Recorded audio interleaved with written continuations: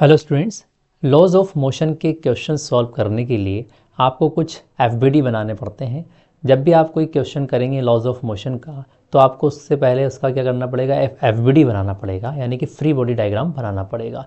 तो आइए हम आज कुछ एफबीडी देखते हैं कि फ्री बॉडी डायग्राम कैसे बनाते हैं। ठीक है, तो सबसे पहले तो हम बात करें एफबीडी की, फ्री बॉडी डायग्राम की। तो फ्री बॉडी डायग्राम क्या होता है? तो किसी भी ऑब्जेक्ट का अगर फ्री बॉडी डायग्राम बनाना है हमें, तो हम क्या करेंगे, उस ऑब्जेक्ट पर लगने वाले सभी फोर्सेस को शो करना होता है। उस पर जितने भी फोर्स लग रहे हैं सारे शो करने होते हैं। जैसे मान लीजिए कि हम एक फ्री बॉडी डायग्राम ये वाला लेते हैं कि एक सरफेस पर कोई ब्लॉक रखा हुआ है, मान लीजिए इसका मास है m। ठीक है, अब इसका एफबीडी बनाना है तो हमें यहाँ पर ये देखना है कि इस पर टोटल कितने फोर्स लग रहे हैं, वो सभी को हमें बना देना है। ठीक है, तो आप सभी फोर्सेस को बनाएंगे तो हम कैसे करेंगे, पहले एफबीडी बनाने के लिए हम क्या करेंगे, इन सरफेसेस को थोड़ा सा सेपरेट करेंगे। जैसे ये ब्लॉक इस सरफेस पे रखा हुआ, थोड़ा सा इसको ऐसे अलग बनाएंगे। यह मास का ब्लॉक और सरफेस थोड़ा दूर दूर बना दें। ये ऐसा इसलिए कर रहे हैं ताकि हमें अलग अलग फोर्सेस सरफेसेस पे लगने वाला फोर्स अलग अलग दिखे। जैसे यहाँ पर देखिए, इस m मास के ब्लॉक पर एक mg लगेगा डाउनवर्ड। ठीक है, इसी तरह से यहाँ पर ये दोनों ब्लॉक और सरफेस कांटेक्ट में है, इसलिए इनके बीच एक कांटेक्ट फोर्स, नॉर्मल फोर्स लगेगा। तो यहाँ पर ये जो ग्राउंड है, ये हॉरिजॉन्टल सरफेस है, ये हॉरिजॉन्टल सरफेस इस ब्लॉक पर ऐसे नॉर्मल लगाएगी ऊपर की तरफ, तो ये इस तरह से नॉर्मल लगाएगी ब्लॉक पर। ठीक है, इसी तरह से ब्लॉक जो है, ब्लॉक भी जितना नॉर्मल सरफेस ब्लॉक पे जो नॉर्मल लगा रही है, उतना ही वैल्यू का नॉर्मल ब्लॉक सरफेस पे लगाएगा, जस्ट ऐसे। तो ये यहाँ पर इसका क्या हो गया, एक कंप्लीट एफबीडी हो गया। इसके अंदर लगने वाले सारे फोर्स शो कर दिए। अब अगर हम इस एफबीडी को देखें तो इसमें देखिए, इस m मास के ब्लॉक पर कितने फोर्स दिख रहे हैं, दो फोर्स। एक तो ग्रेविटेशनल फोर्स दिख रहा है mg, ठीक है, दूसरा क्या दिख रहा है, नॉर्मल फोर्स। ये नॉर्मल फोर्स ब्लॉक पर कौन लगा रहा है, ग्राउंड लगा रहा है। ठीक है, अच्छा, अगर ग्राउंड की बात करें तो ग्राउंड पर एक ही फोर्स है, एन नॉर्मल mg। ठीक है, बच्चे यहाँ पर mg और इस n को सेम समझ लेते हैं, तो इसको सेम नहीं समझना है, ये दोनों अलग अलग चीज़ें हैं, अलग अलग फोर्सेस हैं। ठीक है, अब इसके अंदर हम एक और ले लेते हैं। मान लीजिए अगर हमें ब्लॉक्स इस तरह से दे दें, हॉरिजॉन्टल सरफेस पर एक ब्लॉक रखा हुआ है, मान लीजिए m1 मास का है, दूसरा ब्लॉक रखा हुआ है m2 मास का।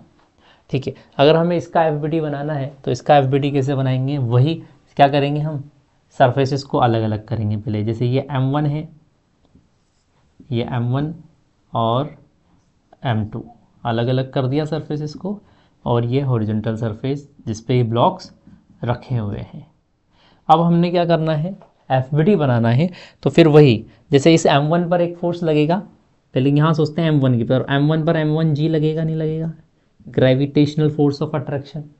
इसी तरह से इस m2 पर भी m2g लगेगा, ग्रेविटेशनल फोर्स ऑफ अट्रैक्शन।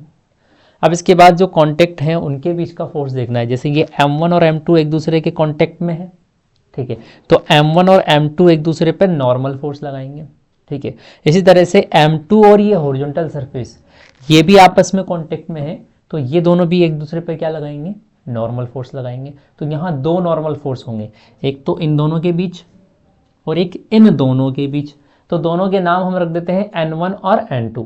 तो जैसे इन दोनों के बीच लगने वाला नॉर्मल n1 ले लेते हैं, वो कैसे लगेगा, वो ऐसे लगेगा कि ये m2 इस m1 पर ऐसे ऊपर की तरफ n1 लगाएगा, ये लगा दिया इसने n1।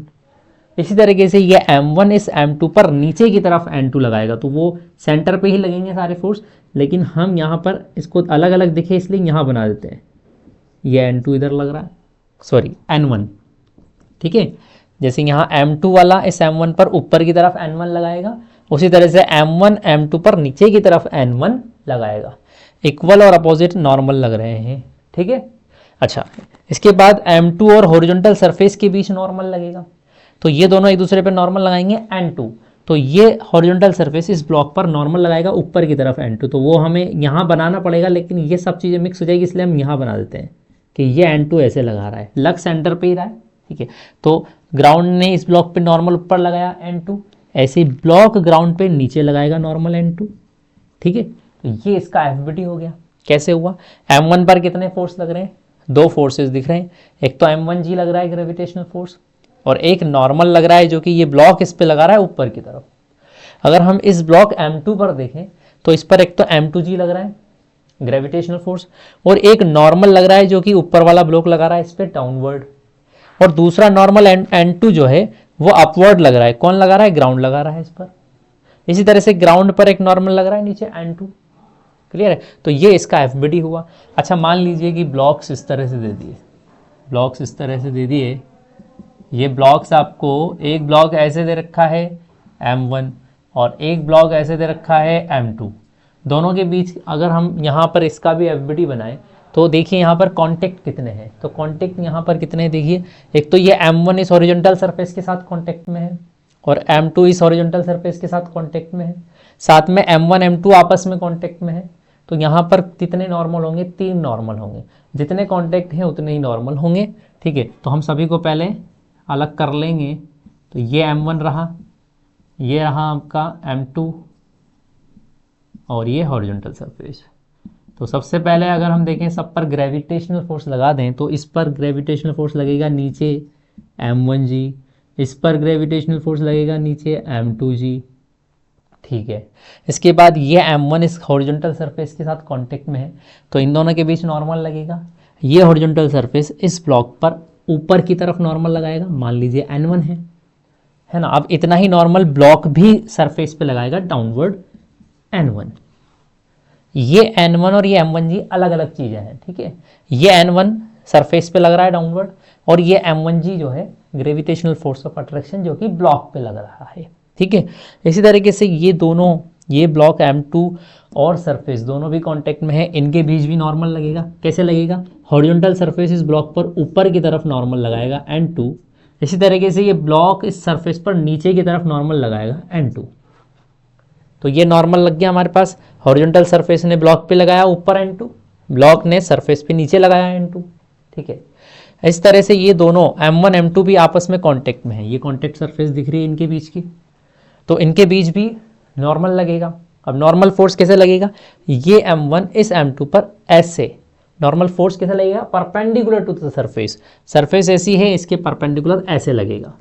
ठीक है, तो ये M1 इस M2 पर इधर लगाएगा N3 और इतना ही नॉर्मल M2 M1 पे लगाएगा इधर की तरफ N3। ठीक है, तो ये क्या है हमारे पास कुछ FBD हुए। अभी और FBD देखते हैं हम। ठीक है,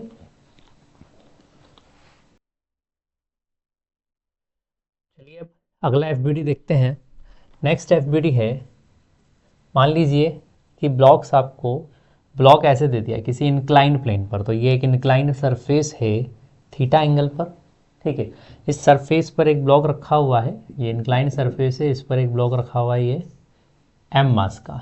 अब इसका FBD बनाएंगे तो हमें कैसे बनाना है? तो इधर देखिए इसका FBD कैसे बनाना है। जैसे मान लीजिए, तो इसके लिए भी हम क्या करेंगे? सरफेसेस को अलग अलग करेंगे। ठीक है, तो हम कॉन्टेक्ट सरफेसेस को अलग अलग करेंगे। जैसे ये हमारे पास इंक्लाइंड प्लेन है। ठीक है, अब ब्लॉक को थोड़ा सा सेपरेट करते हैं सरफेस से। तो ये कुछ इस तरीके से है M मास का ब्लॉक, ये सिस्टम है हमारे पास। इसका FBD बनाना है तो हमें क्या देखना पड़ेगा? ये दोनों कांटेक्ट में है। ठीक है, तो ये कांटेक्ट सरफेस है, इस तरह की कांटेक्ट सरफेस है। अब ये दोनों एक दूसरे पे नॉर्मल लगाएंगे। नॉर्मल कैसे लगेगा? नॉर्मल हमेशा कांटेक्ट सरफेस के परपेंडिकुलर लगेगा। जैसे ये कांटेक्ट सरफेस है तो ये, अगर हम इस सरफेस की बात करें जो हॉरिजॉन्टल, ये इंक्लाइंड प्लेन है, ये इंक्लाइंड प्लेन ब्लॉक पर ऐसे इस सरफेस के परपेंडिकुलर नॉर्मल लगाएगा। इसी तरीके से ये जो ब्लॉक है वो सरफेस पर इधर नॉर्मल लगाएगा। तो यहाँ पर ये कांटेक्ट सरफेस है। ठीक है, तो इसके परपेंडिकुलर ऐसे नॉर्मल लगेगा ब्लॉक पर ऊपर की तरफ, यानी कि प्लेन जो ब्लॉक पर नॉर्मल लगाएगा वो ऐसे लगाएगा। ठीक है, इसी तरह से ब्लॉक भी प्लेन पर नॉर्मल लगाएगा बेटा ऐसे नीचे की तरफ, है ना। अब यहाँ नॉर्मल हमने बना दिया, इसके बाद MG बनाएंगे हम। ठीक है, MG, तो MG कैसे लगेगा? MG तो डाउनवर्ड लगेगा। ठीक है, अब यहाँ पर डायरेक्शन में कंफ्यूजन ना हो इसके लिए हम दो डायरेक्शन, दो लाइन पहले ही ड्रॉ कर देंगे। वो दो लाइन क्या है? जैसे ये इंक्लाइन सरफेस है तो एक तो इस ब्लॉक पर क्या करेंगे हम? इस इंक्लाइन प्लेन के पैरेलल एक लाइन बना देंगे सेंटर से पास होते हुए। देखिए ये इंक्लाइंड प्लेन है, इसके पैरेलल एक लाइन बना दी। ठीक है। और दूसरी लाइन इस इंक्लाइन प्लेन के ही जस्ट परपेंडिकुलर, जहाँ ये नॉर्मल बन रहा है यहाँ बना देंगे। ये दो लाइन पहले ही बना देंगे हम, ठीक है। और उसके हिसाब से फिर ये नॉर्मल परपेंडिकुलर लगेगा ही। अब इसके बाद mg की बात करें तो जो mg लगेगा वो कैसे लगेगा, mg लगेगा डाउनवर्ड, अर्थ टुवर्ड सेंटर खींचेगी ना mg, तो mg लगेगा ऐसे, इस तरीके से mg लगेगा ब्लॉक पर। कई बच्चे ऐसे करते हैं mg को इधर लगा देते हैं, इधर mg, ऐसे नहीं लगाना है, mg बिल्कुल सीधे लगाना है नीचे, ठीक है। और इसको सही तरीके से करने के लिए क्या होगा, क्या करना चाहिए हमें, सबसे पहले इस ब्लॉक पर दो लाइन बनानी है। एक तो ये वाली लाइन बनानी है अलोंग द इंक्लाइन, और दूसरी लाइन ये बनानी है परपेंडिकुलर टू द इंक्लाइन। फिर उसके बाद नॉर्मल लगाना है, ब्लॉक सरफेस ब्लॉक पर नॉर्मल लगाएगी ऊपर, ऐसे ही ब्लॉक सरफेस पे नीचे नॉर्मल लगाएगा। अब हमारे पास mg की बात करें तो mg ऐसे लगेगा, ठीक है। अब इसके अंदर एक काम और करना होता है क्वेश्चन सॉल्व करते वक्त, उसमें क्या करना है कि जैसे ये mg है ना, इस mg के हमारे को इन दोनों लाइंस के अलोंग कंपोनेंट करने पड़ेंगे। तो वो कैसे करेंगे, उसके लिए कंपोनेंट करने के लिए हमें एंगल चाहिए। जैसे हमें ये एंगल चाहिए, तो ये एंगल कितना है, तो ये एंगल देख ही लीजिए आप कि अगर हम इस लाइन को ऐसे आगे बढ़ाएं, ऐसे इसको ऐसे करें हम नीचे, तो ये तो 90 डिग्री है भाई, ये 90 डिग्री है, ये थीटा है, ये 90 है, तो ये क्या होगा 90 माइनस थीटा, 90 ये है, थीटा ये है, तो तीसरा एंगल क्या होगा 90 माइनस थीटा। ये 90 माइनस थीटा है तो इसके सामने ये भी 90 माइनस थीटा होगा, ठीक है। और ये वाला एंगल 90 है। अब इस ट्राइंगल को देखिए, इसमें ये एंगल 90, ये 90 माइनस थीटा, तो ये वाला एंगल होगा थीटा, ठीक है। तो अब हमेशा हम याद रखेंगे ये एंगल थीटा है तो ये भी क्या होगा थीटा होगा, ठीक है। तो इस तरह से ये थीटा होगा। इसका मतलब ये जो mg है वो इस लाइन के साथ कितने एंगल पे है, इस लाइन के साथ mg थीटा एंगल पे है। तो इस mg का हम कंपोनेंट करेंगे तो एक तो इस लाइन पे आएगा और एक इस लाइन पे आएगा। तो जिस लाइन के साथ एंगल थीटा है उधर की तरफ कंपोनेंट कितना आता है बेटा, ऐसे कॉस थीटा आता है, नहीं आता, तो इधर आ जाएगा mg कॉस थीटा। और जिधर की तरफ एंगल नहीं पता उधर साइन ले लेंगे ना, तो ये हो जाएगा mg साइन थीटा। अब इस mg को हमने नहीं सोचना है, अब हमने उसके कंपोनेंट कर लिए। तो अब इस ब्लॉक पर देखिए कितने फोर्स लग रहे हैं। अब इस ब्लॉक पर फोर्स हम ऐसे डिफाइन करेंगे along the incline and perpendicular to the incline. तो परपेंडिकुलर टू द इंक्लाइन इस ब्लॉक पर दो फोर्स हैं, एक तो नॉर्मल है जो कि इंक्लाइन प्लेन लगा रहा है अपवर्ड, एक mg कॉस थीटा है, mg का कॉस वाला कंपोनेंट है जो कि डाउनवर्ड ऐसे लग रहा है। ऐसे अलोंग द इंक्लाइन जो ये वाली लाइन है इस एक्सिस पर अगर फोर्स देखें तो वो mg साइन थीटा है जो कि इस mg का एक कंपोनेंट है। तो इंक्लाइन प्लेन पर आप इस तरह से एफबीडी बनाएंगे, ठीक है। अब हम नेक्स्ट एफबीडी की बात करते हैं।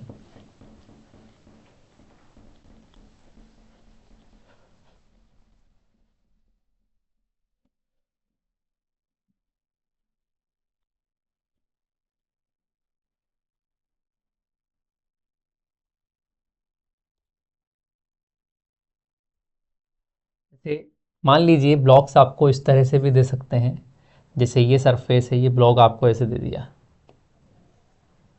इस तरह से एक ब्लॉक रखा हुआ है और एक सरफेस ये रही और एक सरफेस ये रही, यहाँ पर इस तरह से टच में है, m मास का ब्लॉक है। तब इसका एफबीडी कैसे बनाएंगे, तो इसको भी हमने क्या करना है, वही सेपरेट करना है सरफेसेस को।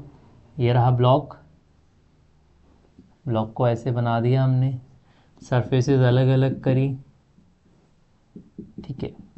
अब होगा क्या, यहाँ पर इस ब्लॉक पर mg तो नीचे लगेगा ना, बिल्कुल डाउनवर्ड सेंटर पे। इसके बाद अगर हम बात करें नॉर्मल फोर्स की, तो ये दोनों सरफेस देखिए ये कांटेक्ट है यहाँ पर, तो इस पॉइंट पर ये नॉर्मल लगेगा। ब्लॉक इस सरफेस पे, ये वॉल है, ये ग्राउंड है, तो ब्लॉक वॉल पे एक फोर्स लगाएगा नॉर्मल, ऐसे ही वॉल ब्लॉक पे नॉर्मल लगाएगी। तो कैसे लगाएंगे, ये जो सरफेस है इसके परपेंडिकुलर ऐसे लगाएंगे, नहीं लगाएंगे, दोनों एक दूसरे पे नॉर्मल। इसको हम नाम रख देते हैं n1 n1, ठीक है।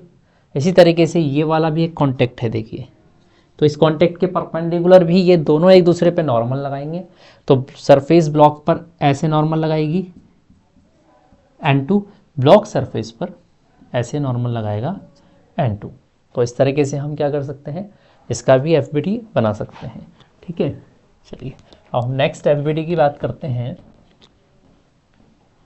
अगर हम स्ट्रिंग के केस में हम किसके केस में, स्ट्रिंग के केस में। जैसे मान लीजिए आपको रस्सी दे दी तो उसके अंदर क्या निकलता है, स्ट्रिंग में टेंशन फोर्स निकलता है, तो उसके एफबीडी कैसे बनाएंगे वो देखना है। ठीक है, तो यहाँ हमें मान लीजिए एक ये सरफेस दी गई है, कोई सपोर्ट है, यहाँ से स्ट्रिंग लटकी हुई है और इस पर एक ब्लॉक हमने सस्पेंड कर दिया एम मास का। अब अगर हम यहाँ पर एफबीडी बनाना है तो वही सारे फोर्सेस शो करने हैं। देखिए यहाँ एक चीज़ ध्यान रखें कि स्ट्रिंग के केस में टेंशन फोर्स लगता है। क्या लगता है, टेंशन फोर्स। तो वो टेंशन फोर्स कैसे लगता है, स्ट्रिंग हमेशा क्या करती है, किसी भी ऑब्जेक्ट को खींचती है अपनी तरफ। जब भी किसी स्ट्रिंग से कोई ऑब्जेक्ट सस्पेंडेड है तो स्ट्रिंग उसको अपनी तरफ खींचेगी एक टेंशन फोर्स लगा के। जैसे यहाँ पर देखें, ये स्ट्रिंग का ये वाला पॉइंट, इससे ब्लॉक सस्पेंडेड है। ठीक है, इसका मतलब जो ब्लॉक है वो इस जो स्ट्रिंग है वो यहाँ ब्लॉक, इस पॉइंट पर ब्लॉक इस पे सस्पेंडेड है। इसका मतलब इस पॉइंट पर स्ट्रिंग और ब्लॉक कांटेक्ट में है ना, तो इसी पॉइंट पर स्ट्रिंग ब्लॉक को अपनी तरफ खींचेगी। अपनी तरफ खींचेगी मतलब ऊपर की तरफ खींचेगी। कैसे खींचेगी, टेंशन फोर्स लगा के। ठीक है, इसी तरह से इस सपोर्ट की अगर बात करें, सपोर्ट के साथ भी स्ट्रिंग क्या है, कांटेक्ट में है, तो स्ट्रिंग इस ब्लॉक को भी अपनी तरफ खींचेगी ऐसे टेंशन, इस सपोर्ट को भी अपनी तरफ टेंशन फोर्स लगा के खींचेगी। ठीक है, ये चूंकि एक ही स्ट्रिंग है इसलिए इसमें हर जगह टेंशन सेम होगा। जितना टेंशन यहाँ होगा उतना ही टेंशन यहाँ होगा। तो इस तरीके से ये टेंशन लग गया। इसके बाद दूसरा फोर्स अगर इस ब्लॉक पर देखें तो क्या लग रहा है, एम जी। अगर हम इसको अलग अलग सोचें तो इस एम मास के ब्लॉक पर क्या दिख रहा है, एम जी तो नीचे लग ही रहा है, साथ में ये स्ट्रिंग इसको ऐसे ऊपर खींच रही है टेंशन फोर्स लगाकर। तो ये इसका एफबीडी हो गया, है ना। मान लीजिए आपको इस तरह से दो ब्लॉक दे दिए, ये ब्लॉक है M1, ये ब्लॉक है M2। दो ब्लॉक हैं तो यहाँ स्ट्रिंग भी दो है, एक स्ट्रिंग नंबर 1, स्ट्रिंग नंबर 2। अब इस पर एफबीडी बनाना है हमें, तो कैसे बनेगा, जैसे ये M1 बनाना है, इधर M1 बना लिया, इधर M2 बना लिया। M1 पर ग्रेविटेशनल फोर्स लगेगा M1 जी, M2 पर ग्रेविटेशनल फोर्स लगेगा M2 जी।